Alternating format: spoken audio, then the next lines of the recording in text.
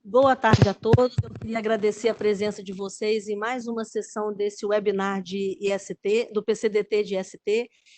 E aí, falar que hoje a gente tem uma sessão especial, porque a gente vai estar discutindo a infecção pelo HTLV, que não é tão discutido no fórum das IST, mas é também uma IST, e ele ficou na coordenação, isso geral de vigilância em IST, dos agravos que é de nossa responsabilidade. E aí, a gente tem um capítulo do PCDT de ST, que é o HTLV, que era um capítulo, vamos dizer assim, bem simplório, e agora a gente vai estar empoderando essa discussão, e aí por isso hoje a gente tem isso, 3 especialistas da área que vão estar discutindo com a gente, porque a gente vai tentar isso mostrar hoje nessa discussão a amplitude do HTLV. Isso que no nosso fórum ele é pouco discutido, mas a gente vai ver qual é a inserção e assim, a complexidade da discussão do HTLV. E aí, quem vai fazer hoje a coordenação do nosso debate é a doutora Carolina Rosada de Oliveira, isso que é veterinária, doutora em doenças infecciosas e parasitárias pela Universidade Federal do Rio de Janeiro, atualmente é pesquisadora associada do Imperial College de London, atua em projetos de pesquisa e extensão nas áreas de virologia e saúde pública, com ênfase na infecção, isso pelo HTLV, diagnóstico laboratorial de viroses. Aí eu vou passar para a doutora Carolina, que ela vai fazer a mediação da discussão. Agora, antes disso, eu queria lembrar que todos vocês podem continuar mandando as suas perguntas. É só entrar no site e no site colocar isso, registre-se e faça a sua pergunta. Que aí, durante a apresentação dos dois, a gente vai estar recebendo e a discussão vai ser no final. Aí eu passo para você, Carolina. Muito obrigada a vocês 3, já de antemão, por estar disponibilizando essa participação conosco. Imagina, eu que agradeço a doutora Angélica, né, pela oportunidade de a gente estar aqui hoje discutindo, como ela falou, um pouco mais sobre a HTLV, essa infecção que ainda é extremamente negligenciada, né, não só no Brasil, mas no mundo inteiro.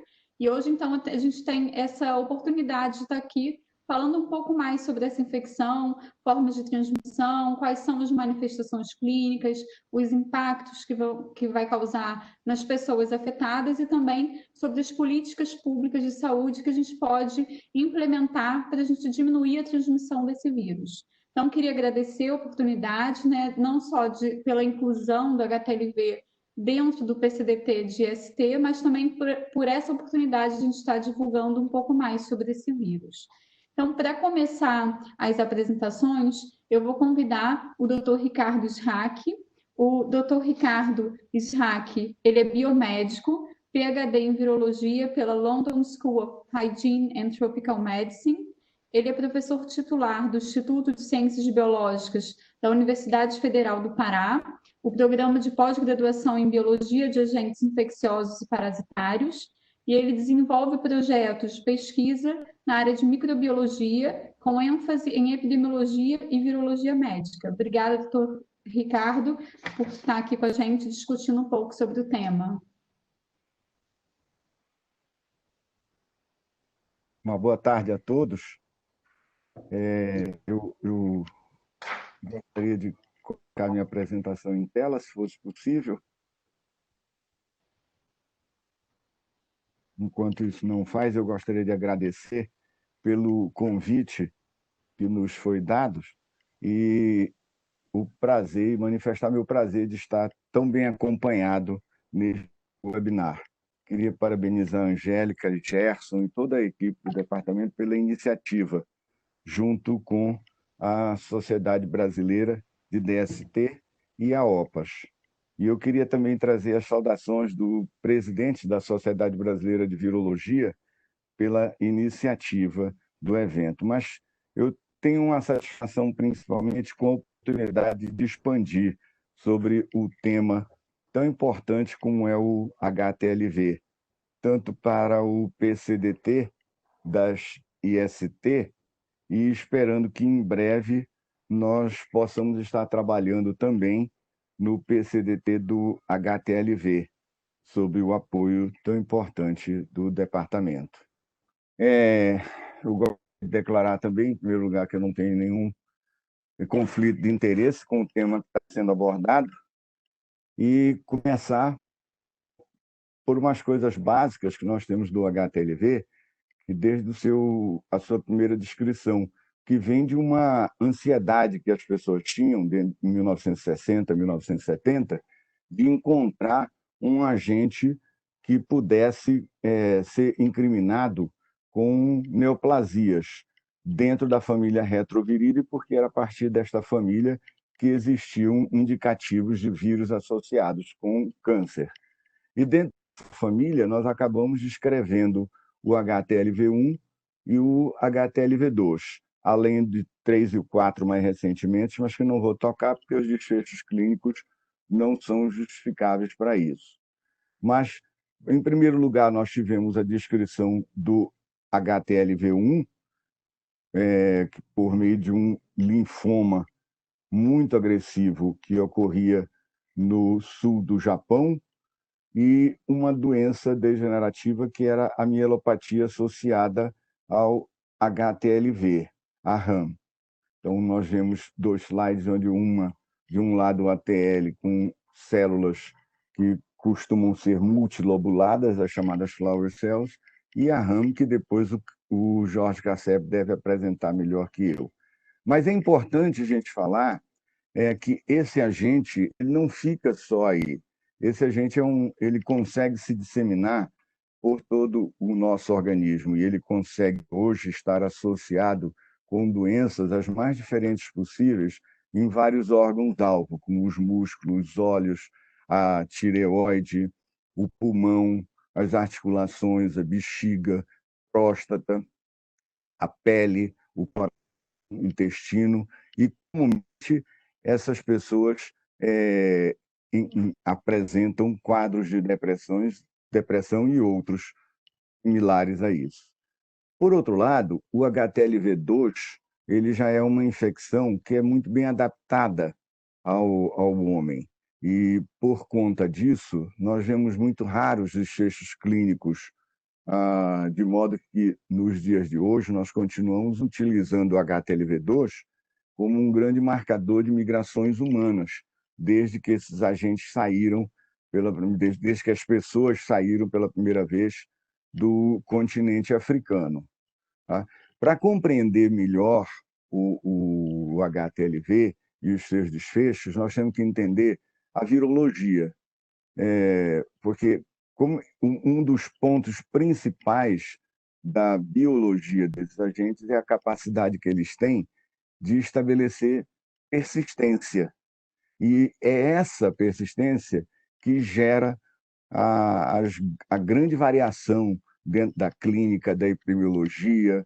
Eu gosto sempre de lembrar uma coisa que é o vírus que causa a doença, não é a doença que causa o vírus. Então, se nós formos atrás do vírus, nós vamos sempre entender melhor. E com os retrovírus, de uma maneira geral, esses agentes eles conseguem entrar na célula e aquela molécula simples que eles tinham de RNA, ela acaba virando uma molécula híbrida de DNA e RNA. O RNA depois é degradado e eu tenho um DNA de cadeia dupla que ele vem e é inserido na célula do hospedeiro. E veja, é a partir daí, desse passo evolutivo tão importante, que o vírus fica se alternando de persistência e de produção, que acabam favorecendo mais o mecanismo de transmissão do agente.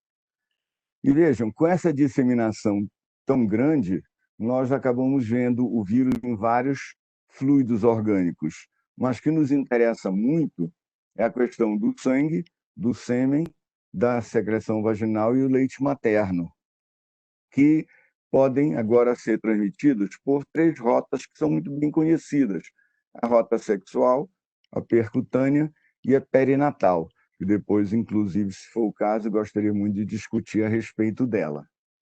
E isso acontece por meio de relações sexuais, por meio de drogas injetáveis, pela transfusão de sangue e derivados, por transplante de órgãos, de mãe para filho, por via placentária ao nascimento e o aleitamento materno.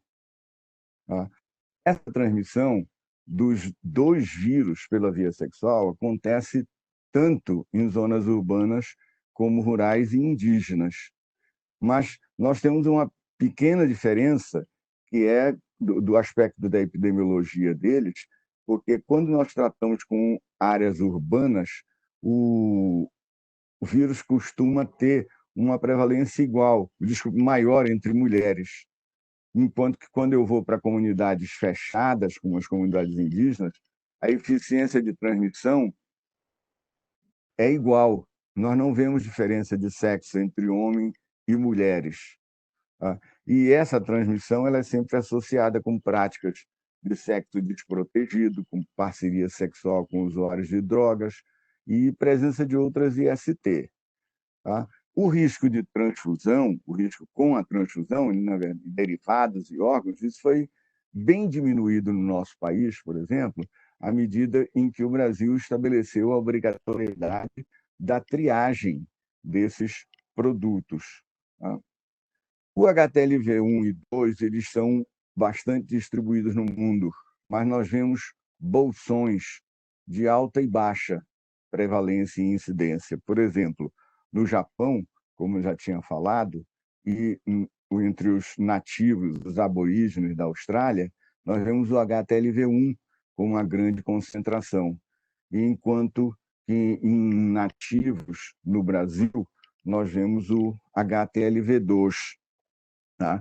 E hoje nós temos uma das grandes preocupações com a questão do HTLV, né, entre os nativos australianos, porque, veja, existe uma grande diferença de eu ter uma grande prevalência de HTLV2 entre os nativos brasileiros, mas é porque eu tenho um HTLV2 doença, mas quando eu vejo o australiano, eu vejo agora uma pessoa infectada com HTLV1, que tem uma gama muito grande de possibilidades de doença emergirem a partir dessa infecção, e que tem sido discutido muito mundialmente essa questão da Austrália em particular. E a única ligação que a gente vê entre essas comunidades é porque elas são comunidades isoladas, epidemiologicamente fechadas ou fechadas, como aconteceu no Brasil com o HTLV2C.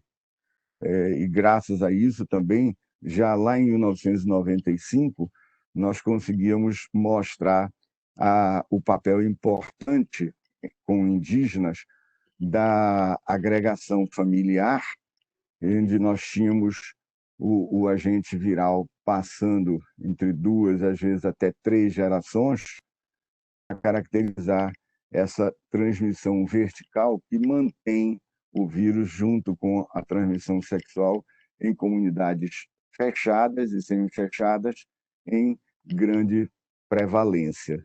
Tá? E é importante que a gente fale sempre nessas populações indígenas, porque elas são populações mais suscetíveis, são populações que estão menos desprovidas de acesso à saúde e assim por diante, porque são populações que também nem sempre obedecem àqueles padrões de procedimentos, né, de evitar a doença, como, por exemplo, quando a gente fala em evitar a ação por amamentação, é muito difícil nós não vermos a amamentação não ocorrendo em comunidades indígenas, de uma maneira geral. E, como nós vemos nesse slide, é graças a isso que, se nós concentrarmos aqui no Brasil, esse agente se disseminou tanto em comunidades indígenas, e hoje nós também vemos ele disseminado em grande parte das comunidades urbanas. Mas a proximidade entre as mães, a proximidade com animais, isso faz um remeleixo todo aí do ponto de vista epidemiológico que favorece muito essa transmissão. Mas tem uma parte da epidemiologia do HTLV que tem nos intrigado muito, que é a questão de que o que nós temos de infectados e doentes, tá, em nosso país. Porque, do ponto de vista da informação epidemiológica, nós temos muitos estudos antigos que, por vezes, não definem apropriadamente o que é taxa de incidência e prevalência. Eles mostram resultados que são conflitantes, não permitem a definição de medidas apropriadas de prevenção e controle, e isso é particularmente perigoso nos dias de hoje, para mim, porque nós estamos já com 2 grupos trabalhando com vacinas para o HTLV1. E, no caso de uma vacina ficar disponível, nós não vamos saber nem para quem nós vamos aplicar essa vacina, porque no trabalho que nós publicamos agora em 2020 sobre essa questão da epidemiologia, nós conseguimos mapear algumas variáveis que são, digamos assim, os culpados de toda essa confusão, como é o caso da amostragem, a seleção de populações que não são adequadas para que a gente possa definir prevalência, e, no final das contas, o que a gente acaba vendo são esses números que estão por aqui nessa coluna, esses números que têm uma variação enorme, mesmo quando a gente trabalha com a mesma população, porque são processos de seleção diferentes, são processos de amostragem diferente, e muito raramente as pessoas têm procurado fazer trabalhos epidemiológicos usando padrões mais adequados para se fazer isto. Então, daí nós vemos toda essa confusão de números que acabam sendo relatados no final das contas. Hoje, nós estamos com um projeto recentemente aprovado, que já começou, para tentar definir, pelo menos, a prevalência desse vírus, utilizando, em inúmeros estados do norte e do centro-oeste do Brasil, formando uma rede muito grande, e depois a gente pode até conversar mais a respeito, mas na tentativa de melhorar esses números e dar um número mais adequado para o Brasil. Veja, o HTLV, a infecção pelo HTLV não tem cura até o momento, no momento em que o vírus faz aquela persistência, aquela integração, nós não temos como desfazer aquilo ali, pelo menos até onde eu conheço. E as pessoas que são infectadas, elas têm que receber uma atenção redobrada, mas não por um profissional, por muitos profissionais, como nós vimos ainda há pouco, quando mostrava a enorme disseminação desse agente entre o hospedeiro humano. Os contatos sexuais de pessoas infectadas que são positivos, eles também devem ser encaminhados para aconselhamento e seguimento apropriado. Mas uma coisa crucial para nós também é que o HTLV, a infecção pelo HTLV e a doença, não é compulsória no Brasil, a notificação desses casos. E, obviamente, sem números, nós não vamos dar conta de fazer muita coisa em termos de políticas de saúde, sem ter números adequados. Tá?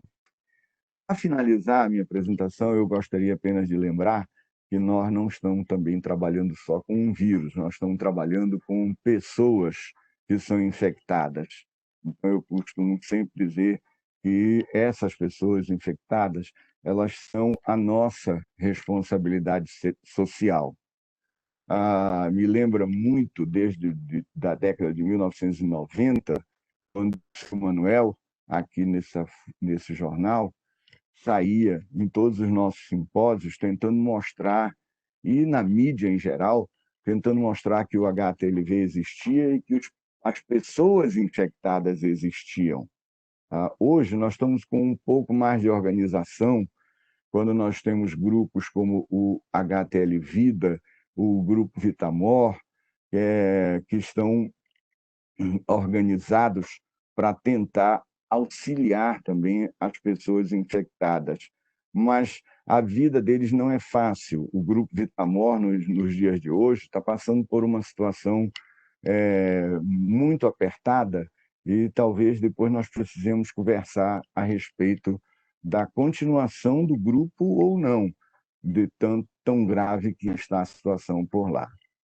Nós temos uma série de outras atividades, como a criação do Dia Internacional do HTLV, que foi uma coisa muito legal de ser feita e tem sido celebrada há 2 anos já no mundo inteiro, para chamar atenção para o HTLV. Eu gostaria de agradecer as pessoas que já trabalharam comigo, que trabalham ainda comigo, dentro do Laboratório de Virologia e fora do Laboratório de Virologia, que também geraram muitos dos resultados que estão apresentados aqui por nós. Tá? Muito obrigado pela atenção e eu fico à disposição. Obrigado, Carol.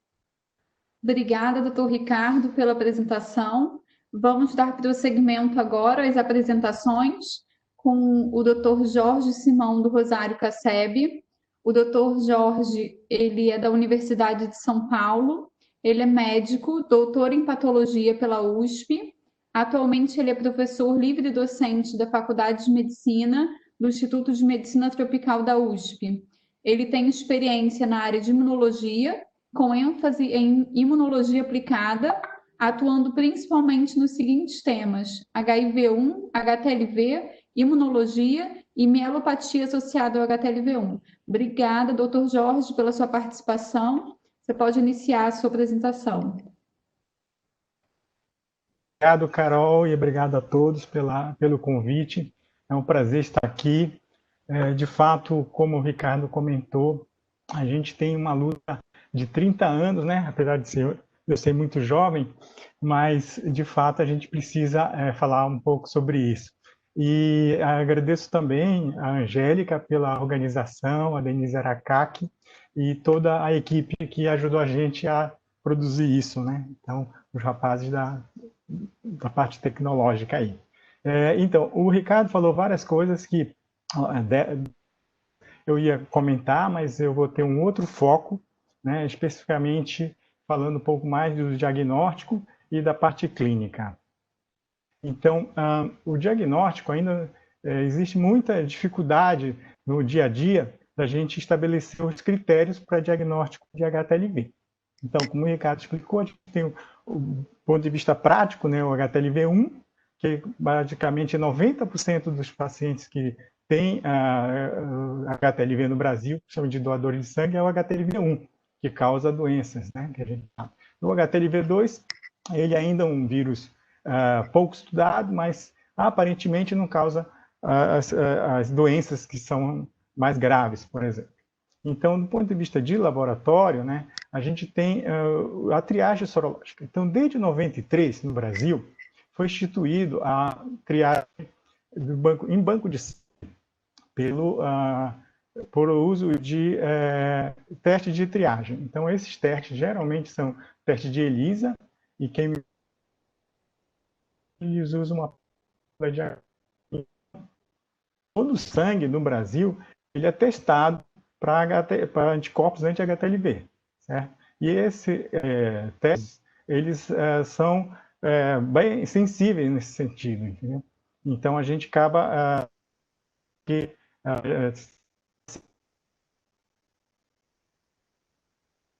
na questão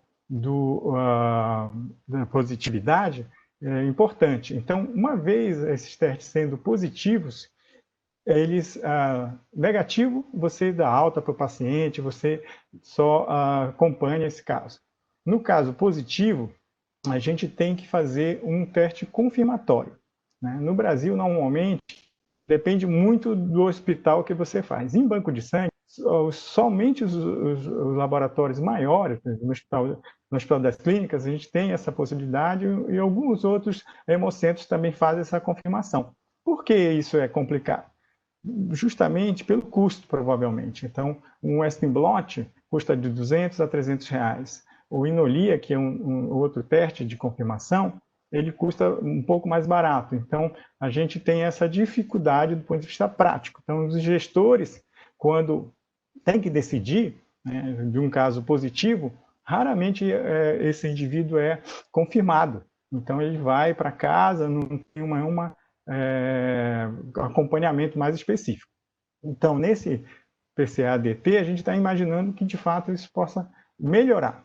Então, uma vez o paciente tendo positivo e o teste confirmatório se colocar indeterminado, a gente vai fazer uma segunda parte, que é, talvez o paciente esteja em soroconversão, ou seja, o paciente pode estar em fase de contaminação, foi exposto e ainda não tem os testes confirmados para dizer se ele tem HTLV1 ou HTLV2. Aí, a partir desse momento, a gente utiliza os testes de confirmação, propriamente dito. Geralmente, esses testes são feitos em universidades ou em laboratórios privados, que acabam sendo importantes. Então, a gente tem o PCR, né, a ação em cadeia de polimerase, que usa duas técnicas. Uma convencional, que a gente usa, por exemplo, no nosso laboratório, que faz essa diferenciação, tanto do HTLV1 quanto do HTLV2.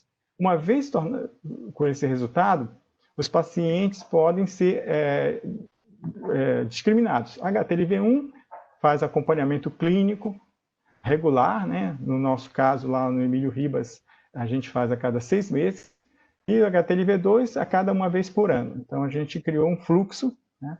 Geralmente, nas quartas-feiras, a gente atende os pacientes do professor Augusto Penalva. Na quarta-feira de manhã, a gente atende os pacientes que estão já com sintomas. E na sexta-feira, com o Dr. Michel Raziotti, são os pacientes que não têm ainda sintomas. Então, em resumo, né? Então, todo o sangue no Brasil é testado para presença, para pesquisa desses anticorpos, e os casos positivos ou são encaminhados para algum outro lugar de referência, ou os pacientes simplesmente ficam perdidos na rede. Então, uma das coisas que eu acho que no próximo PSA-DT de HTLV específico, né, que vai ser o terceiro, que a gente chama cartilha do HTLV, a gente vai poder fazer isso com mais detalhamento. Então, como o Ricardo já comentou, né, as principais vias de transmissão do HTLV é sexual, né, principalmente de risco, né. A vertical, que eu vou detalhar um pouco mais sobre essa questão, pode ser através da amamentação, transplacentária ou durante o parto. E, finalmente, a sanguínea, que geralmente já no Brasil, pelo menos, que a gente já testa o sangue desde 93, é praticamente eliminado. Então, nesse estudo que a gente fez, junto com o pessoal de Alagoas, né, foi observado que, na verdade, a amamentação, apesar de ser importante do ponto de vista prático, tem principalmente a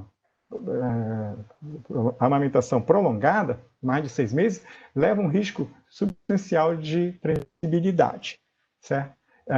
Outra questão também é a questão da transmissão sexual. Então, a gente tem um potencial importante de transmissibilidade, né? No começo dos estudos na década de 90, né, as pessoas não tinham essa ideia, porque no Japão a transmissão homem-mulher alta era em torno de 40%, e no caso, ao contrário, era menos de 1%. Então, ficou na literatura de que, de fato, os homens tinham uma baixa possibilidade de adquirir o HTLV1. Porém, a gente começou a investigar melhor isso e fomos observar que, na verdade, nós temos não só o nosso grupo, mas também outros grupos de Belo Horizonte ou de Belém, mostraram que, de fato, existe uma transmissibilidade tanto do homem quanto da mulher, né? Obviamente, as mulheres têm mais possibilidade de serem infectadas. Aqui, por exemplo, nesse nosso estudo, que o Arthur publicou em 2017, mais da metade das mulheres infectadas o período que ficaram coabitando com pessoas que tinham HTLV1. E o contrário, 44% dos homens eram parceiros de mulheres HTLV positivos. Então, mostrando que, de fato, como já era de se esperar, as mulheres têm maior probabilidade de serem infectadas durante a vida pelo HTLV1. Então, isso é importante do ponto de vista epidemiológico e de prevenção para focar nesse grupo popular, desse gênero entre as mulheres, né? Principalmente na faixa idade mais precoce. Então, a gente estabelece também que as mulheres têm maior risco de desenvolver mielopatia, cerca de 2 vezes mais do que os homens. Então, isso tem a ver com vários fatores, como carga viral do parceiro, assim por diante, via e tempo de relacionamento, assim por diante. Então, tem várias teorias, hipóteses para tentar explicar essas possibilidades. Outro fator que eu acho que a gente vai ter que discutir bastante são quando a mulher está infectada. Então, nesse sentido, é muito importante a gente fazer uma orientação ao longo do tempo para essas mulheres não amamentarem. Por quê? Tem uma chance maior, né, de transmissibilidade nas mulheres que têm carga viral muito elevada, cerca de 3 vezes mais chance de uma mulher transmitir o HTLV1 se tiver quantidade de vírus no sangue superior a 3 vezes aquelas que não foram transmitidas. Também, o tempo de amamentação, né, a gente percebe que a possibilidade de transmissão é em torno de quase 7 vezes maior das mulheres que amamentam mais de 6 meses. Então, um período importante é o tempo de amamentação, que a gente vai discutir isso mais para frente. E uma coisa que é mais recente, que a gente identificou, e outros grupos também, mostrando que uma vez você tem alguém, um membro na família, um irmão, irmã, você tem uma chance de 17% de ter a contaminação. Então, a chance de transmissão vertical, ela é também uma doença familiar. Então, os núcleos de família vão se juntando e a gente tem, por exemplo, lá na nossa corte, no Emílio Ribas, 6, 7 pessoas, filhas de mães positivas, e 4, 5 têm o HTLV1. Então, isso mostra o potencial de transmissibilidade intrafamiliar, né? Então, provavelmente isso tem a ver com as condições socioeconômicas, tempo de amamentação, carga viral da própria mulher, né? Assim por diante. Então, a gente tem essa possibilidade nesse momento aqui, chamada pelo Ministério, justamente para ver o que vai ser feito na ponta, né? Então, esses cadernos de atenção básica colocaram isso um pouco enxuto. Então, a partir de hoje, acredito que a gente pode generalizar muito do que está acontecendo hoje. Então, a gente tem uma possibilidade de dizer que isso aqui tem a ver com isso. Então, as metas são, normalmente, assim, a aplicação, né, implementação dos protocolos HTLV no pré-natal, porque justamente a gente tem que evitar que as mães HTLV positivas amamentem os filhos. Essa é uma questão que a gente vai discutir bastante aqui hoje. Então, eu vou me deter um pouco nas outras questões que são também importantes. E é muito importante a oferta de teste confirmatório no SUS, principalmente nos casos que houve testes confirmatórios iniciais, né, de triagem positivos. Então, quando fizer quimiluminescência e forem positivas, esses indivíduos deveriam, pelo menos, numa grande parte, fazer os testes confirmatórios. Como os testes confirmatórios são caros e provavelmente não são cobertos, nem tanto, às vezes, pelos seguros médicos ou locais de referência, de laboratório de referência do Estado, os pacientes acabam ficando com HTLV1 positivo, ou HTLV, a gente não sabe se é 1, se é o 2, se de fato é um falso positivo, se houve uma soroconversão. Então, é muito, muito importante a gente estabelecer dentro dessa rede, né, de atendimento no futuro, uma triagem e um teste confirmatórios que possam ser utilizados também na atenção primária.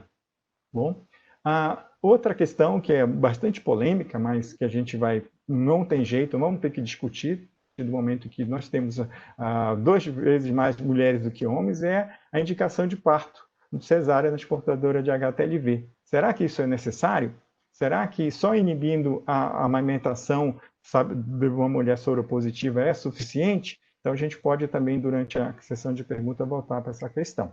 E também podemos dizer que uma peça central, fundamental no atendimento em termos de saúde pública, o clínico mesmo, é justamente a criação do Centro Nacional de Referência e Cuidado ao Paciente Portador do HTLV-1. Isso ainda tem informalmente, a gente conhece por causa dos congressos, dos colegas que atuam na área, mas são muito poucos. Então, por exemplo, no estado de São Paulo, a gente tem no Ribeirão Preto, tem uns 5 ou 6 na capital de São Paulo, né? E muito poucos fora da capital. Então, a gente tem poucos centros específicos que possam ser acolhidos. Na Bahia, 3, enfim, cada estado do Nordeste tem 1 ou 2, aí que é maior prevalência, tem uns 3 pelo menos. Então, uma das coisas que eu acho que já conseguimos, já nessa ver no caderno de atenção básica, antes, né, nesse atual, que vai ser atualizado agora, eu não sei quantas páginas, tudo aqui vai ser explicado lá, e isso vai ajudar bastante. Outra questão é o centro de referência de atenção. Será que usaremos já presente, né, por exemplo, nos sites, no atendimento especializado? Será que teriam que específicos dentro muito fundamental a capacitação. Todo mundo acha que é igual a HCV, que é hepatite C, que é HIV, tem umas particularidades que, de fato, a gente precisa ter os profissionais que se dediquem uma semana ou 2, por exemplo. No Emílio Ribas, é quarta e sexta-feira pelas manhãs. E com isso tem atendido mais de 1.000 pessoas. Então, eu acho que, de fato, a possibilidade de capacitação em grupos que já têm uma experiência pode ser a nossa grande triunfo nesse momento. Então, tem grupos que eu comentei, a própria Hemominas, por exemplo, a gente tem uma coorte lá já que ensina muito para a gente. Então, na Bahia, assim por diante. Então, vai Mato Grosso, não vou elencar todos, né, no Pará, e vários estados já têm uma certa estrutura clínica, epidemiológica, multidisciplinar, que pode contribuir bastante nessa fase inicial desse programa que nós estamos, vai ser refeito. E também, né, chamar a atenção da necessidade de pesquisa. Né? Então, tudo que é feito é preciso respaldo científico. Então, para instituir políticas de saúde, é importantíssimo ter embasamento técnico, científico, apesar de algumas pessoas discordarem disso. Campanhas nacionais de comunicação em massa, né? Como o Ricardo já comentou sobre o nosso, que foi ano passado, e esse ano a gente vai comemorar, justamente chamar e alertar toda a comunidade, não só científica, mas principalmente a comunidade que acaba sendo o nosso foco, né? Então, a gente quer atingir as pessoas, ajudá-las nesse momento que, às vezes, é muito difícil, quando é acometido por essa infecção. Isso também tem sido feito, como o Ricardo comentou, pelas ONGs, né? A gente sabe que a Sandra do Vale, o pessoal da Bahia, o Arthur Paiva e o grupo dele lá em Salvador, não, Maceió. Agora, Maceió, obrigado, Ricardo. E isso. E fornecer também, nesse momento que as mulheres, período de amamentação, fórmula e também inibidor de lactação. Então, a gente vai poder discutir isso também um pouquinho mais durante as perguntas, né? E incluir que já existe, essa informação a gente pode recolocar aqui, a própria Rede Segônia já faz a triagem pelo HTLV. Então, seria uma porta inicial, vamos chamar assim, do screening, né, de uma população vulnerável e muitas vezes longe dos centros urbanos e que necessitam disso é importante. E, mais ainda, instituir o HTLV como uma infecção de notificação compulsória. Né? A gente sabe que no CID 2021, que está para sair, o HTLV está mais deslinchado do que estava antes. Então, além da TL, a gente já tem a mielopatia associada ao HTLV1, a gente tem um paciente assintomático já descrito no CID. Então, isso vai ajudar bastante nesse momento para identificar quantas pessoas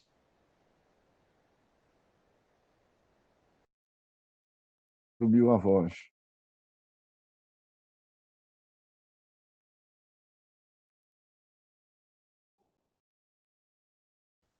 Está sem som, Casseb. Eu acho que a conexão dele caiu.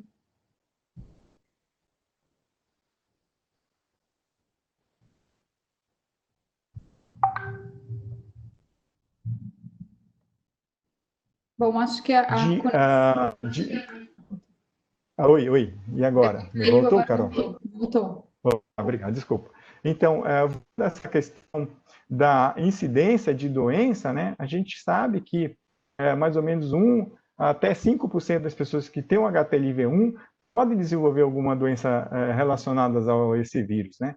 E no Brasil nós temos muitas pessoas com a mielopatia associada ao HTLV1, que é um quadro clínico crônico, irreversível, muitas vezes, progressivos, que podem serem úteis, né? Essa triagem e a descoberta dos casos precocemente.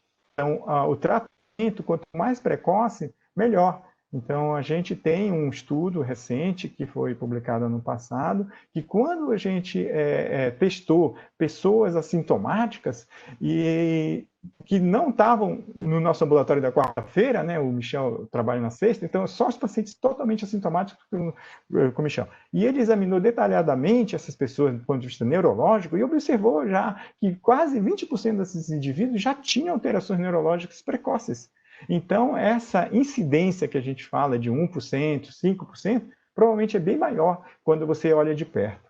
Então, a gente até brinca que, olhando de perto, ninguém é normal. Então, ser portador do HLV1 é um fator importante de segmento clínico, dos profissionais de saúde estar atento, não só nos centros especializados, como, por exemplo, no nosso, mas também na rede básica de saúde e identificar os primeiros sinais e aí, a partir daí, fazer um encaminhamento do caso. Aí tem que ter os exames especializados também, né? Então, a gente faz em certos serviços, né, geralmente ligados às universidades, que o SUS praticamente não cobre, que é a carga viral do HTLV1, né, que acho que cobre R$18, e o custo é mais ou menos 80, 100. E também tem outros testes que estamos desenvolvendo para avaliar justamente que os marcadores possam ser úteis para a gente identificar as pessoas que são portadoras. Muitas vezes, esses indivíduos desenvolvem a doença e que chegam no laboratório, no nosso ambulatório, já em cadeira de rodas, às vezes. Tivemos um caso que eu sempre cito nas minhas apresentações, de uma senhora, né, que chegou do interior de São Paulo e ela passou por 29 médicos, incluindo especialistas, neurologistas, pessoas da área de ortopedia, enfim, porque ela sentia dores nas costas, dores, formigamento nos membros inferiores, enfim, vários sintomas que podem alertar o médico. Então, muitos desses indivíduos, às vezes, estão na rede e, por coincidência, um ex-residente nosso está lá, que já aprendeu um pouco sobre o HTLV1, ele pega e fala, olha, talvez seja isso, pede uma sorologia que custa em torno de R$3, é possível você já mudar a história natural dessa pessoa. Então, fazer um encaminhamento para os centros de acompanhamento ou fazer para o hospital de referência, assim por diante. Então, por isso que quando fui convidado, né, a gente foi convidado, eu, Carol, Ricardo, para essa apresentação, ficamos muito agradecidos, principalmente a Angélica, a Denise Aracac, pela oportunidade da gente se abrir. Então, aqui, na verdade, a minha apresentação, ela se torna mais, na verdade, um chamativo para a gente saber o que as pessoas da ponta estão pensando sobre esse assunto. Então, a gente está querendo, né, da Angélica, nesse momento, revisar, a gente, depois dessa reunião, a gente vai fazer um petit comitê em relação a isso, né? E, nesse momento, também, cada estado provavelmente vai ter que fazer uma estratégia específica, né? É diferente, por exemplo, no Rio Grande do Sul e Santa Catarina, aparentemente tem muito pouco HTLV1. Em compensação, no Norte e no Nordeste, é o foco principal. Esse algoritmo é importante para a gente identificar e ver as questões regionais também. Isso é importante nesse sentido. Então, a gente tem um apoio substancial do departamento, muitas vezes, para essas divulgações. Então, a gente tem uma possibilidade. Então, que desafios nós temos que enfrentar, né? A gente tem custo de...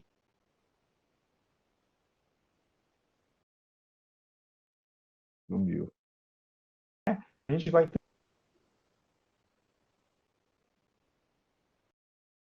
Mas nesse momento em que você identifica uma portadora do HTLV1, você tem toda uma ação, procurar o parceiro sexual, investigar se ela teve filhos, já teve filhos anteriormente, e isso acaba sendo testado e você tem uma busca ativa desse parâmetro. Então, como as mulheres são 2 vezes mais acometidas com essa doença, principalmente a doença neurológica, então a gente tem uma possibilidade de descobrir muitos casos precocemente.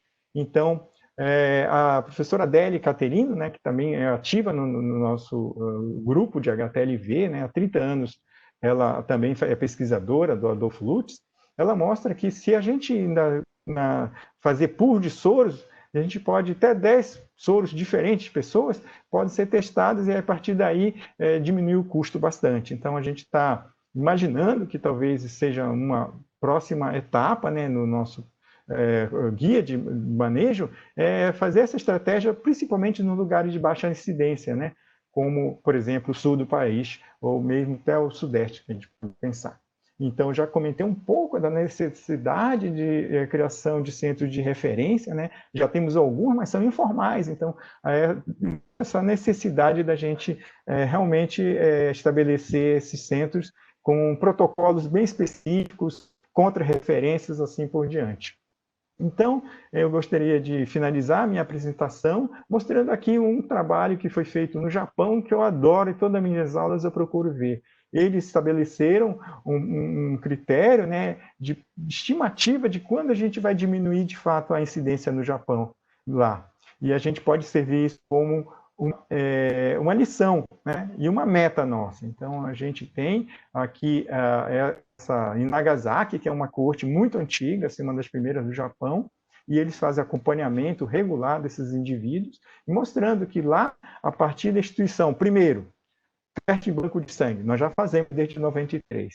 E se nós instituirmos também a testagem do anticorpos anti-HTLV durante as mulheres, no pré-natal, aquele custo que eu falei, a gente pode estabelecer uma diminuição radical no número de pessoas novas infectadas. Então, vai levar muitas, talvez 1, 2, 3, 4 décadas que a gente possa eliminar essa infecção, independente do tipo de tratamento ser feito. A gente sabe que a dificuldade, né, uma vez, como o professor Ricardo explicou, uma vez inserido o vírus no nosso DNA, é praticamente impossível a gente estabelecer a cura. Isso também vale, por exemplo, para HIV. Mas a gente sabe que tem várias estratégias que podem ser, né? Tem trabalhos do próprio grupo do Ricardo, junto com a professora Franchini, tentando justamente estabelecer a possibilidade de uma vacina específica para o HTLV1. E só tenho a agradecer de novo a participação, né, o convite do Ministério da Saúde, através da Angélica, né, e da Denise. Deixo aqui nossos contatos, né, para que vocês possam encaminhar perguntas, sugestões, né, e eu faço uma propaganda do nosso site, né, o NAPER. E é isso aí. A gente tem também, agradeço muito ao nosso grupo brasileiro, né, que conheceu via WhatsApp, e nesse grupo a gente discute essa estratégia, por exemplo, que eu apresentei, o que o Ricardo apresentou, ela foi já estudada desde vários congressos nossos, então eu tentei especificamente compilar o que a gente tem discutido nos últimos anos e nós vamos focar justamente em 2 momentos. Prevenção, a transmissão vertical e estabelecimento dessa durante o pré-natal. Então, essa é a nossa meta, né, nos próximos anos, e acho que com a ajuda de todos, principalmente vocês que estão na ponta, né, aí participando dessa apresentação, seria fundamental. Então, vocês sabendo um pouco do que a gente está explicando hoje e disseminando esse vídeo para os outros profissionais, colegas de vocês, vai ser um fator determinante, eu acredito, na história do HTLV1 no Brasil. Então, eu queria agradecer novamente o convite da Angélica e da Denise e dizer que a gente está a postos aqui. Obrigado mais uma vez, tá? E eu tenho a propaganda também do Ministério. Obrigado. Obrigada, doutor Jorge, pela apresentação. Eu agora vou passar para as perguntas, né, que a gente recebeu antes e durante as apresentações. Uma pergunta que teve, que eu achei bem interessante, foi, que eu acho que o doutor Jorge pode ajudar a responder, veio do Espírito Santo em relação a quais os sinais e sintomas que poderiam despertar o médico generalista para a testagem de HTLV. Ótima pergunta, Carol, obrigado.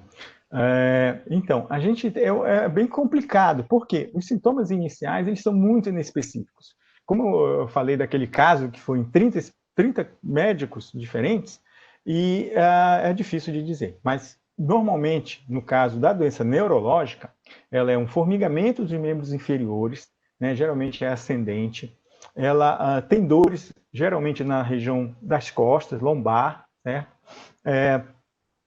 Que mais? Dificuldade para deambular, às vezes a pessoa...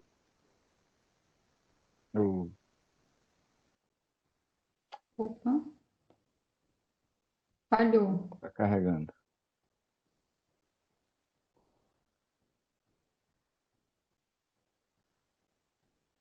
Jorge? Acho que falhou. Estou com alerta de internet aqui no ponto dele. Até tirei o vídeo. Podia continuar, Carolina, fazendo outra pergunta, outra discussão, enquanto ele volta. Enquanto o doutor Jorge retorna, eu vou fazer uma pergunta que foi feita para o doutor Ricardo. Um minutinho, deixa eu só olhar aqui. Em relação a pergunta diz que o HTLV ele é uma infecção negligenciada. E quais são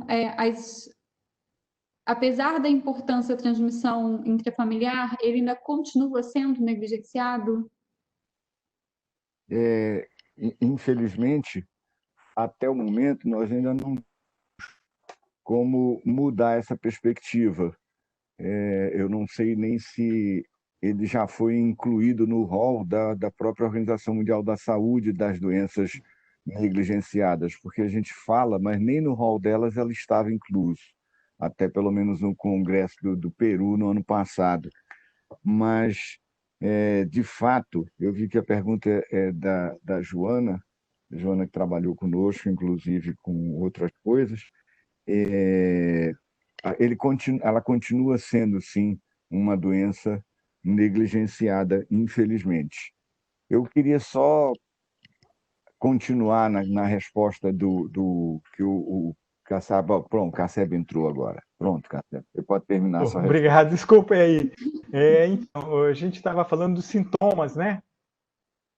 Então, os sintomas, eles são, no parte parou, normalmente começam com membros inferiores, dificuldade para subir escada, formigamento, sintomas urinários, incontinência ou urina presa, às vezes o intestino fica mais preso.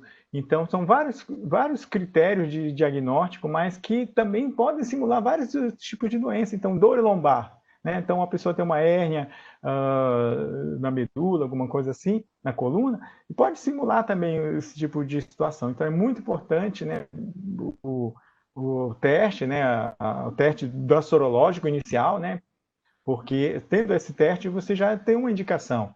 E aí vai um encaminhamento para um centro especializado, que talvez vai fazer uma ressonância, colher o líquido, enfim. Então, não só os sintomas clínicos são importantes, mas também a possibilidade de você fazer exames de imagem e coleta de líquido, que vai dar, provavelmente, com isso, um processo inflamatório importante. Tá bom?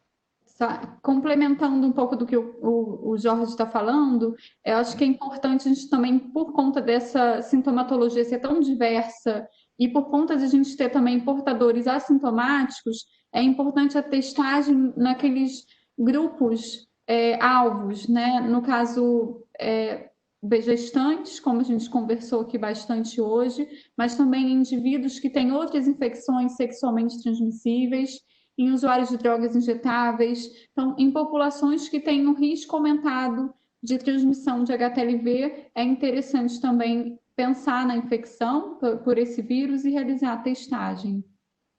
Sim, é verdade, Carol. Importante esse ponto, porque vou dar um exemplo. No caso da população de HIV, nós temos no Brasil mais de 800 a 1 milhão de pessoas infectadas. E dependendo dos fatores de riscos associados a essa transmissão do HIV, também o HTLV1 pode estar junto ao HTLV2. Então, ex-usuários de drogas, às vezes, têm que serem testados para HTLV, pacientes com hepatite C, politransfundidos, pessoas que receberam radioterapia, quimioterapia e outras possibilidades também de transmissibilidade. Então, a gente tem essa subpopulação, chamadas assim, de maior vulnerabilidade, que tem que ser mais atentas. Então, nefropatas, que fazem diálise constante. Então, é importante a gente avaliar pessoas com tuberculose, enfim, tem outras coisas que a gente, outras comorbidades que a gente tem que estar alerta, né, atento para que seja testado também para anticorpos anti-HTLV.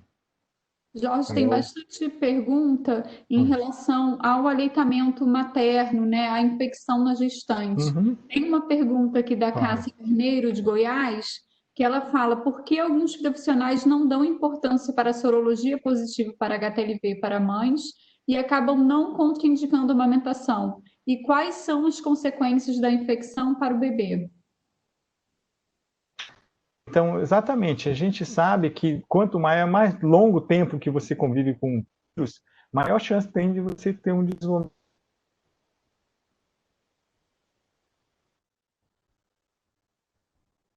Acho que a internet caiu. Você quer complementar, Ricardo? Carol, deixa eu complementar uma coisinha só. E aí, vocês estão me ouvindo?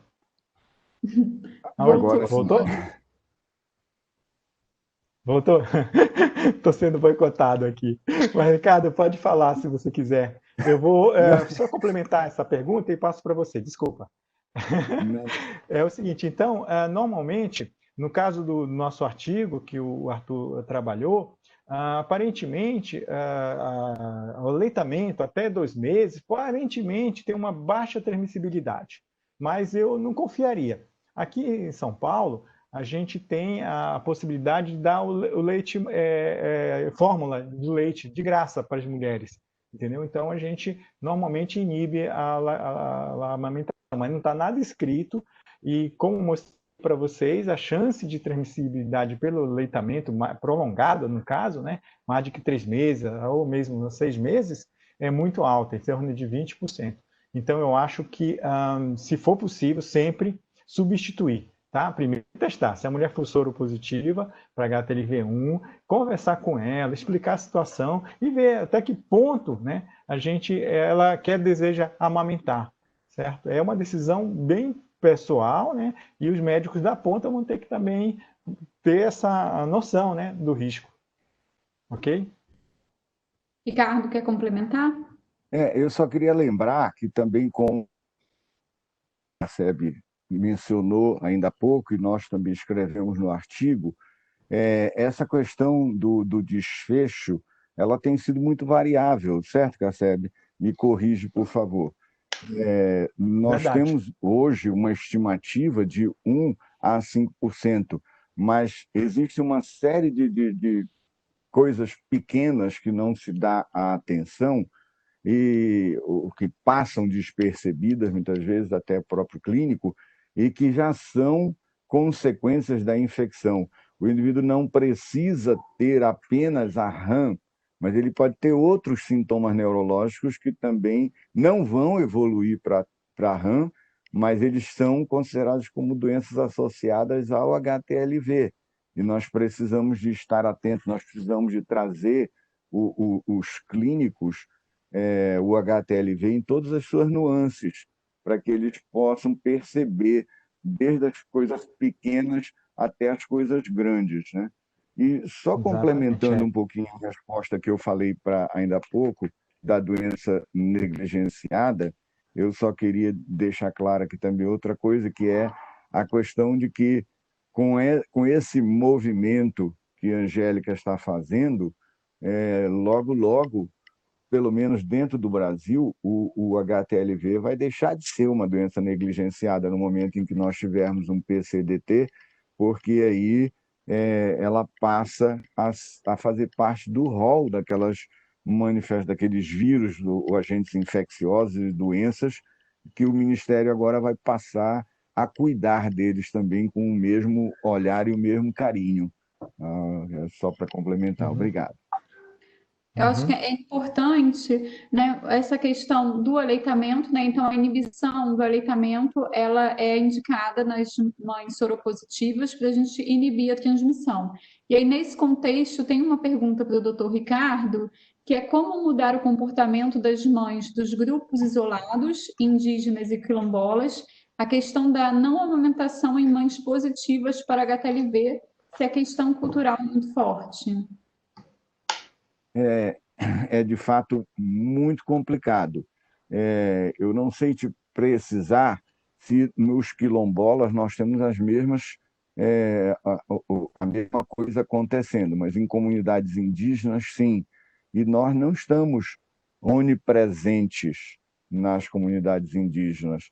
Então, eles têm uma cultura própria, já desde o Rondon, não queria que ninguém mexesse com a cultura indígena, que você não modificasse absolutamente nada. Então, isso se perpetuou. E nos dias de hoje, apenas aquelas comunidades indígenas que já têm algum tipo de aculturamento que conseguem perceber a importância de não se fazer isso. Agora, o que eu recomendaria é visitas frequentes de equipes de saúde para tentar cada vez mais mostrar que isso está errado. Mas, como eu mencionei também, uma das grandes vantagens é que nós temos HTLV2 circulando e não HTLV1. Por isso você não vê todo esse rol de coisas que o CACEB mencionou ainda há pouco e eu também apresentei ainda há pouco.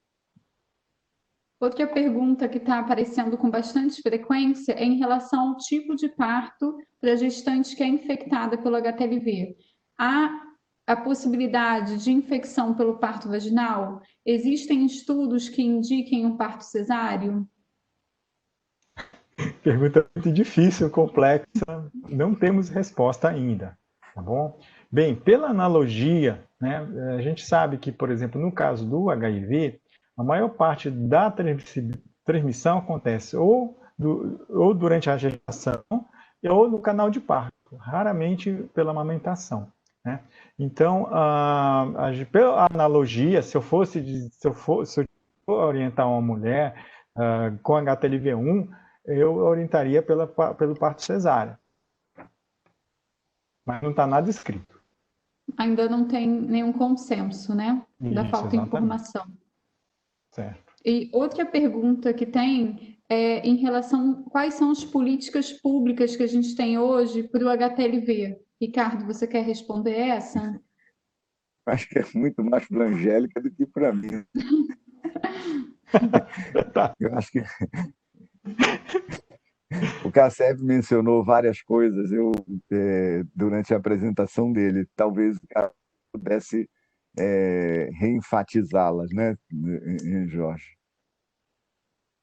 Eu acho que, como a gente tem discutido bastante essa questão da transmissão vertical, né, se eu tivesse um dinheirinho, né, o CACEB é pobre, mas se tiver um dinheirinho, eu aplicaria justamente na triagem em mulheres grávidas, do Natal, e nas regiões de maior endemicidade, né, que é o Norte, Nordeste e provavelmente Centro-Oeste. Então, acho que essas ações são que poderiam fazer uma diferença no futuro. Em relação às ações que já estão implementadas, a gente tem a triagem, né, em banco de sangue, como o CACEB falou na apresentação. Uhum. A gente também tem o exame de triagem confirmatório disponível para os pacientes que têm suspeita de infecção pela TL e a triagem em doador de órgão também, né? Certo. Acho que são políticas públicas que foram ganho. E, na verdade, assim, tem alguns estados ou mesmo cidades que já implementaram a triagem durante o pré-natal, né? e Minas Gerais, a gente acaba discutindo isso, né? Belo Horizonte, principalmente. E, enfim, Maceió também, em Mato Grosso. Acho que Salvador também já tem uma certa testagem lá, mas eu não lembro. Mas a gente precisa ampliar isso para todos os estados, principalmente aqueles de alta endemicidade, né? Que a gente já comentou. E Tem ser uma uniforme, né? pergunta do Rio Grande do Norte sobre a incidência da infecção pelo HTLV em gestante e se há indicação de inclusão do exame na rotina. A gente já falou, né? Existe. E alguém pode falar um pouco da incidência da infecção pelo HTLV em gestante? Não da minha parte. Eu desconheço o trabalho nessa linha. Eu Só acho de que prevalência, né? tem prevalência, e eu acho que a partir do momento em que a gente fizer os estudos, né, como eu comentei durante a minha fala, isso vai poder ser estudado também, né? Começou agora a fazer um de incidência de RAM, por exemplo. Ainda mais. Eu posso dizer para vocês que esse trabalho, por exemplo, do Michel Raziotti já demonstrou uma prevalência de sintomas iniciais tem discutido, Ricardo, de 1, 2 até 4%. Então, isso já é um alerta para a gente. E ele pegou os pacientes que deram negativos neurológicos detalhados e viu que pessoas, nesse momento, já foram para tratamento de RAM, entendeu? Precocemente. Então, a gente acha que tratar precocemente é provável que tenha um desfecho, uma melhora ao longo do tempo, como toda doença, né? A gente tratando precocemente, a gente vai ter chance das pessoas evitarem cadeira de rodas, por exemplo. É uma coisa que a gente vai ter que ver. Então, a gente tem 13 ou 14 já indivíduos de 300 que foram a mielopatia durante esses 3 últimos anos. Então, eu acho que a incidência também é elevada. Tá? A gente está aguardando também dados do banco de sangue da doutora Yuko Nakui, e ela vai apresentar esses dados logo, logo, mostrando a experiência do Hemocentro de São Paulo, que foi o primeiro, acho que, ambulatório de HTLV específico que foi criado no Brasil, em 1993. O nosso em 97. Em relação ao Carol, tratamento... Oi. só uma complementação. Tanto o Jorge Casseb, o laboratório do Jorge, quanto o laboratório do Antônio Valinotto têm trabalhado muito com biomarcadores. Então, eu acredito muito nisto, que nós precisamos de aumentar a nossa rede dentro do Brasil de indicativos de biomarcadores. Nós temos um rol muito grande, inclusive uma produção de artigos muito grande nosso, do CACEB e de vários outros, que precisam de ser juntados para fazer sentido, porque hoje nós temos marcadores que são, às vezes, muito bem confiáveis para prever a progressão da doença, que é talvez aquilo que mais nos preocupa, como o Casseb está mencionando aí, na questão dos sintomas neurológicos, que são muitas vezes pequenos e eles vão progredir, e outros não vão progredir. Então, esse tipo de trabalho é que precisa ser também incrementado dentro do grupo de pessoas trabalhando com HTLV, entre as pessoas assintomáticas e aquelas já com sintomas. É uma proposta, inclusive. Muito bom. Realmente a gente precisa identificar, dentre os portadores, quais são aqueles que têm maior risco de evoluir para alguma manifestação clínica, né? E aí, dentro disso, tem uma pergunta que é como é feito o tratamento do HTLV? Então, tem 2 doenças, no caso, assim, mais o que a gente tem discutido nesse seminário, né? Então, a mielopatia associada ao HTLV1, né, a RAM, que foi descrita na década de 90, e a ATL, né, que foi inicialmente descrita no Japão e depois confirmada pelo grupo do Robert, que é uma doença mais grave, uma leucemia, geralmente de forma aguda, sobrevida muito baixa, e tem outras formas mais. Você também, Carol, estudou isso, né? A questão de ser uma forma obscura, né? Então a gente discute muito no nosso grupo, será que as pessoas com ATL aguda morrem rápido e não chegam a ser notificadas? É uma possibilidade. Então, os números de ATL no Brasil são realmente... Então, isso é importante falar, enfatizar. No caso da mielopatia, né? Então, as pessoas, como eu falei, tinha uma mulher que passou 10 anos, chegou em cadeira de rodas e passou por 30 médicos. Então, esse desfecho, ele é negligenciado, né? Então, a gente sempre coloca, né? Não só o HTLV1 é negligenciado, mas principalmente as doenças, né? Então, eu incluo também, além da mielopatia, também a ATL. Então, talvez a ATL seja até mais difícil de diagnosticar, né? Então, isso acaba dificultando a gente dizer, do ponto de vista epidemiológico, né? O que é importante no Brasil hoje? Mas sabendo que nós temos 1 milhão de pessoas infectadas pelo HTLV1, uma possibilidade grande de ter uma incidência também que a gente está negligenciando, ok? Verdade. Uma pergunta que tem: existe um teste rápido para HTLV com boa sensibilidade e especificidade? Doutor Ricardo, quer responder essa? Eu acho que você tem mais experiência até do que eu, né, para essa parte de laboratório. A gente, infelizmente, ainda não tem um teste rápido para HTLV disponível, né?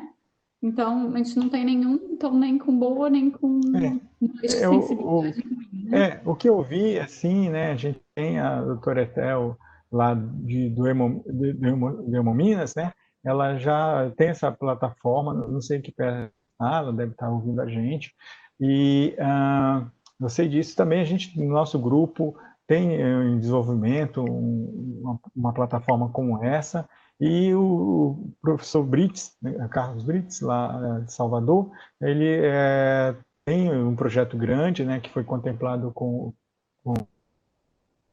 a chamada, né, junto com o grupo do professor Ricardo, do Vale Newton. Então, eles vão ter, no caso, o Brits, né, possibilidade de desenvolver também um kit nosso de teste rápido. Isso pode ser muito útil, principalmente, você sabe, né, Carol, em termos de saúde pública, trabalho entre os indígenas, por exemplo, populações de difícil acesso, o teste rápido vai ser fundamental, acho.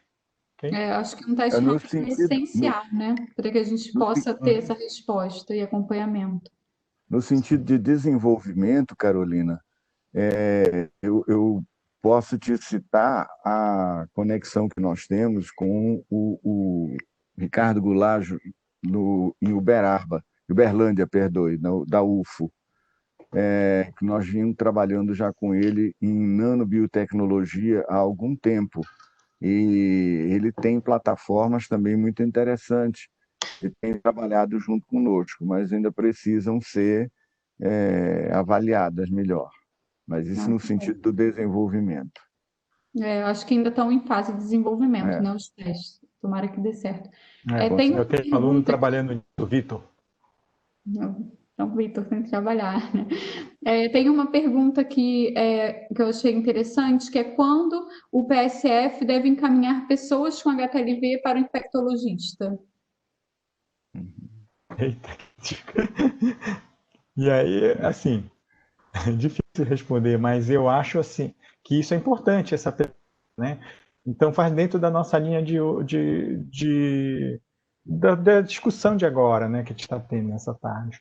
Então eu acho que toda vez que você tiver uma possibilidade de ter um infectologista de referência, o neurologista, por exemplo, eles podem te auxiliar nesse momento, né? Então, se for o PSF encaminhar para um centro de saúde que tenha esses profissionais, seria o primeiro passo, né? E esse profissional vê se há necessidade mais especializada. No caso, em São Paulo, a gente tem outros lugares além do Emílio Ribas, né? Tem próprias moléstias infecciosas, que também podem ajudar nesse sentido, a neurologia, mas realmente ela é bem restrita, né? Então, por isso que uma das questões que o nosso grupo, né, de HTLV, né, Ricardo, tem discutido é a criação desses centros de referência. Então, talvez, né, os médicos da saúde da família poderiam encaminhar para um centro que possa já fazer uma triagem, né, mais detalhada, dizer, olha, esse caso provavelmente é uma mielopatia associada ao HTLV. Não sei como tratar, não tenho condições nesse momento, aí vai para um centro mais especializado. Mas existe essa possibilidade, sim. Bom, a gente está chegando aqui no nosso limite de tempo, a gente ainda tem algumas perguntas. A doutora Angélica falou que as perguntas vão ser enviadas para o grupo, a gente vai responder e a gente vai, então, enviar essas perguntas que vão ficar disponíveis para o pessoal que fez a pergunta. O vídeo também vai ficar disponível online. E eu queria saber se pedir ao doutor Ricardo e depois ao doutor Jorge para fazerem as considerações finais. Carol, se tiver tempo, mais uma pergunta. Tem uma pergunta que foi feita por alguém que chama Renata Soares, que você nos encaminhou, que ela menciona uma situação de conflito nos exames. Exames. Ela diz que na 8ª semana, os exames do pré-natal, o HTLV dela deu positiva. E a obstetra contraindicou o parto normal. Porém, que aos 6 meses, ambos os exames, o BLOT e o PCR, deram resultados negativos. E a preocupação dela é se ela pode ou não amamentar. Eu acho que está tendo um conflito de resultados, se eu puder responder, o Casseb também complementar, está sendo um conflito de resultados aqui. Eu acho que, na verdade, ela não tem a infecção pelo HTLV, uma vez que ela deve ter feito uma triagem com algum teste de um ensaio imunoenzimático no primeiro momento, mas no momento em que ela foi fazer a confirmação, nenhum dos dois confirmou. Caiu. Então, eu acho que ela pode se tranquilizar, né? Que era a minha maior preocupação aqui em responder essa pergunta, era tranquilizar verdade. essa moça. Tá, vocês estão me ouvindo? Está me ouvindo, Ricardo? Estou te ouvindo, Casseb, Tá. pode falar. Então, eu acho que esses casos realmente são muito relativamente comuns em clínica especializada. Às vezes os pacientes procuram vários locais e, de fato, nesse caso especificamente, provavelmente foi um teste de triagem de falso positivo, né? Então, fez PCR, fez o e isso acaba dizendo que, nesse caso, ela não está infectada e ela pode amamentar o bebê, sim. Tá? E isso ressalta a importância da inclusão do teste confirmatório na rotina, né, do SUS, né? Para a gente excluir esses resultados falsos positivos, né? E dá uma angústia muito grande, né? Porque uma mãe, né, geralmente tem uma necessidade da amamentação, né? E isso facilitaria, né, essa abordagem, tá bom? Verdade. Bom, então voltando agora para as considerações finais que eu fui solicitado, eu fico muito satisfeito que se nós conseguimos tranquilizar essa senhora, que eu acho que nem da área do HTLV ela mas eu acho que nós já cumprimos a nossa missão no dia de hoje. Já valeu a pena o nosso webinar e, novamente, a Angélica está de parabéns por ter dado essa oportunidade para pessoas que também puderam fazer esse tipo de pergunta para nós e nós podemos responder. Mas, consideração final, eu queria, na verdade, levar uma palavra de otimismo. Eu sou sempre muito otimista, então, apesar de nós estarmos com quase 2 anos do nosso anúncio do PCDT, de que ele iria sair, eu fico muito satisfeito que a Angélica tenha tomado isso como bandeira, e a minha palavra de otimismo é que, de fato, a gente consiga completar isso no tempo mais breve possível para poder auxiliar a comunidade de uma maneira geral, aos pacientes, aos médicos, enfermeiros, gestores e todos eles, certo? Muito obrigado pela participação. Jorge, por favor, considerações finais. Eu queria realmente agradecer, principalmente a Angélica, a Denise Aracaque, pela oportunidade de a gente discutir um assunto muito importante, né?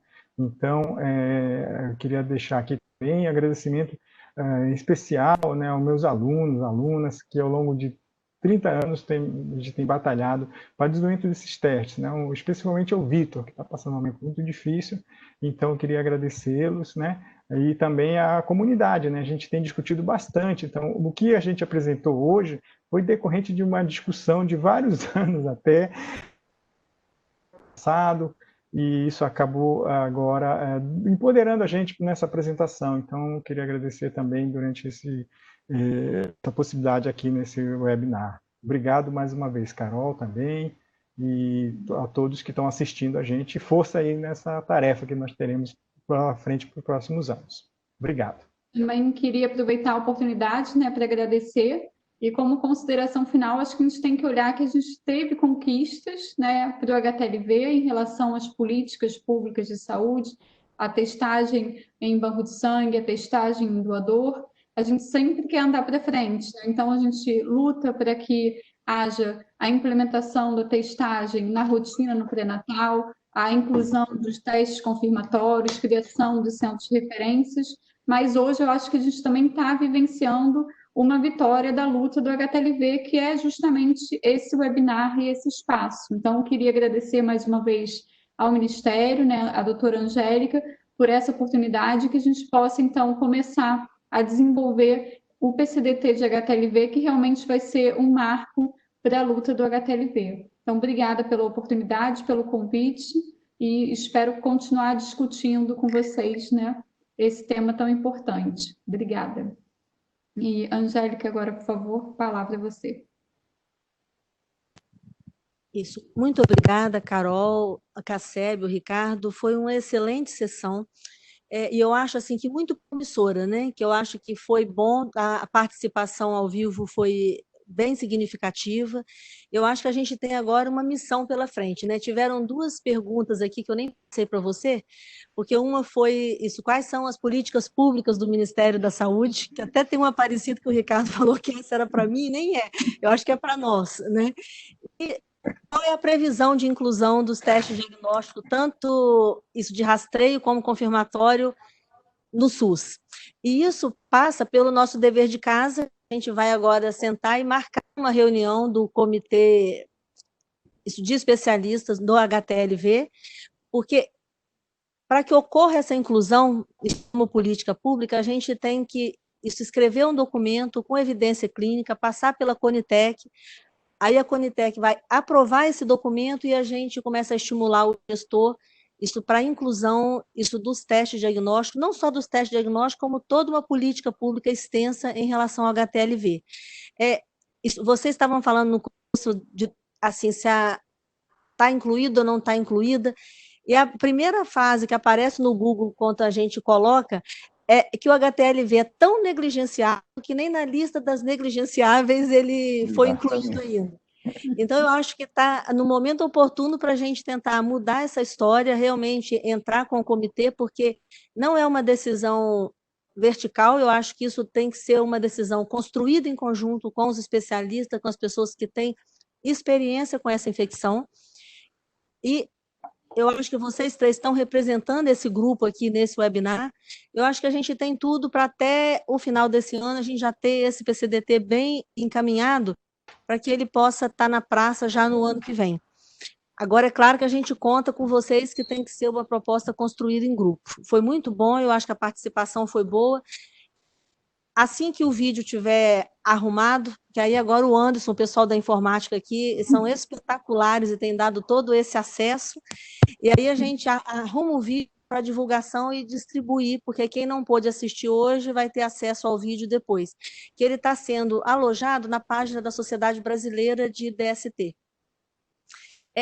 O HTLV foi o último webinar do protocolo que tratou de agravos. Nas próximas 2 semanas, a gente vai ter uma abordagem centrada na pessoa com vida sexual ativa.